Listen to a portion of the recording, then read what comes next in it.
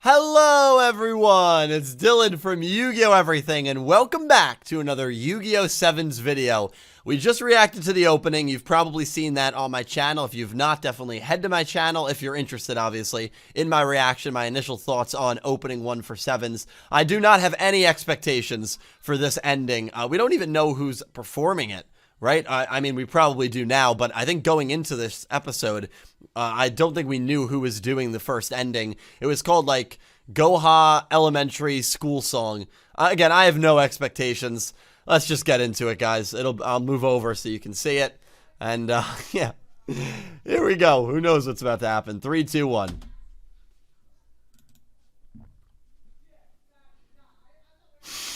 Oh, God.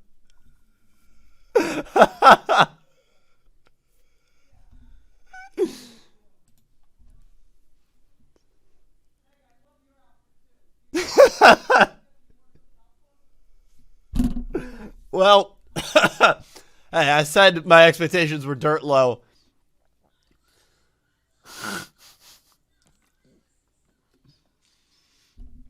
I think that's Gakuto who's singing the main lines.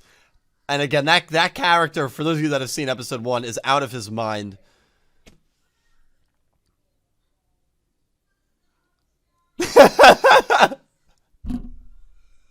I just love how serious, like, they're taking it. Alright, finally we're getting some visuals. Alright, some fun shots of the 4. This reminds me of Arc 5's first ending a little bit. Is that his ace monster? Was that Rook's ace monster tapping his foot to the beat because he's so freaking huge? That's actually hilarious.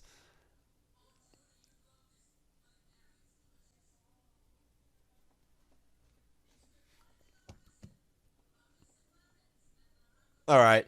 It got better. It got a little better at the end. And then we have, like, oh god, like a Soul Eater-esque moon. Look at that moon, dude. That moon is creepy as hell. All right. You know what?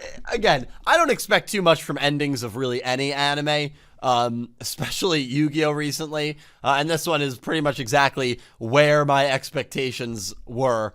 Yeah, I mean, the one scene that was actually incredible is Luke's ace monster, or not Luke's, Yuga and Gakuto's ace monsters are, like, you know, tapping to the beat, and Rook's dragon, because that's his ace monster, is massive, and so we just see his foot tapping to the beat, and I'm just picturing this massive dragon trying to tap along to the beat of a song like this, which is actually really, really comical. And then, of course, the shot at the end. Again, it does demonstrate innocence with these characters, which is why I think there is a lot of potential if the show does go down a more semi-darker route. Again, darkness and maturity does not need to be the focus of this show. I don't think it will be the focus of this show. But like Zexal started off very kind of comedic, goofy, and by the end of Zexal, like, it was pretty hellacious. And if these characters go through some trials and tribulations with it, which again, based off the opening where Roman was crying in a dark room, I think we're going to see these characters grow up. And, you know, I met a lot of my friends. I met a lot of friends that are still my best friends to date around this age, you know, in 5th grade and 6th grade. It's when I met Cal. It's when I met Pete, Nick T. It's when I started hanging out with them. And I look back and I'm like, yeah, that's when our friendships all first started. And these 4, their friendships are kind of all starting, right? It seemed based on episode 1, they didn't know each other that well, and they all kind of came together, and we're going to see that friendship continue to grow and blossom, and I think I can definitely relate to that. I think a lot of people can relate to that. This is around the age where you make those lifelong friendships for a lot of us, and so it speaks to that innocence, and you don't really want to see anything bad happen to these 4. Like, I genuinely don't know if I even want to see the show. Well, I do for a story perspective, but, like, I don't want these kids who are very clearly innocent in all of this, in a very dictatorship messed up city from the info that we've gathered already. I don't want to see them go through these hard trials and tribulations because they still have that innocence about them, which is an innocence that a lot of us shed as we go into our teen years and our young adult years when we realize just kind of how the world is, and it's a sad reality. But looking at this group and how innocent they are, and Roman has the three of them on her phone background, and she's smiling like that. You can already see how much they mean to each other, and it's going to be really fun to kind of grow and see where this show goes. And while the ending the ending song, I'm not sure if it's one I'll be putting on the old iPod. It was it was interesting. But again, I didn't really have any expectations for it. I kind of expected it to be something like that.